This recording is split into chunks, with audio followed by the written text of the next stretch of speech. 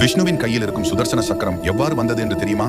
உங்களுக்கு சிவன் பிடிக்கும் என்றால் நம்ம சேனலை சப்ஸ்கிரைப் பண்ணி ஓம் நம சிவாய என கமெண்ட் பண்ணுங்க.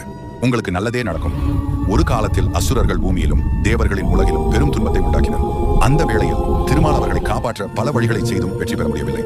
அப்போது திருமால் சிவபெருமானிடம் மட்டுமே இந்த பிரச்சனைக்கு தீர்வு கிடைக்கும் என்று நினைத்து விஷ்ணுவிட திசையில் இருக்கும் கைலாய மலையில் சென்றார். அங்கே சிவனை துதிக்க தொடங்கினார். அவர் ஓம் நம சிவாய் எனும் பஞ்சாட்சர மந்திரத்தை கோடிக்கணக்கான முறை ஜபம் செய்தார். அவரது தவம் ஆயிரக்கணக்கான வருடங்கள் நீடித்தது. சிவபெருமான் அவரது பக்தியால் திருப்தி அடைந்தார். அவர் பார்வதியுடன் தோன்றினார். தமது திருமேனியில் அக்னியை வெளிப்படுத்தி கூறினார், விஷ்ணுவே, உன் பக்தி என்னை மகிழ வைத்தது. என்ன அருள் வேண்டும்? விஷ்ணு பணிவுடன் கூறினார், அரசே, தர்மத்தை காக்க அசுரர்களை அழிக்க ஒரு ஆயுதம் தேவை. அப்போது சிவபெருமான் தமது 3ஆம் கண்ணில் இருந்து தீ ஜுவாலையை வெளிப்படுத்தினார். அந்த ஜுவாலையிலிருந்து ஒரு பிரகாசமான வட்ட வடிவ ஆயுதம் உருவானது. அதுதான் சுதர்சன சக்கரம். சிவன் அதை விஷ்ணுவிடம் அளித்து கூறினார், இது எனது சக்தியிலிருந்து பிறந்தது. இதன் பெயர் சுதர்சன். இது எப்போதும் தர்மம் உள்ள இடத்தில் மட்டுமே இயங்கும். அதை நீ நியாயம் காக்க பயன்படுத்த. விஷ்ணு அந்த சக்கரத்தை இருகைகளாலும் ஏற்று சிவனுக்கு பணிந்து வணங்கினார்.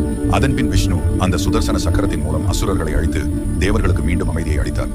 அந்த நாளில் இருந்து விஷ்ணுவின் கரங்களில் எப்போதும் சுதர்சன சக்கரம் பிரகாசித்துக் கொண்டே உள்ளது.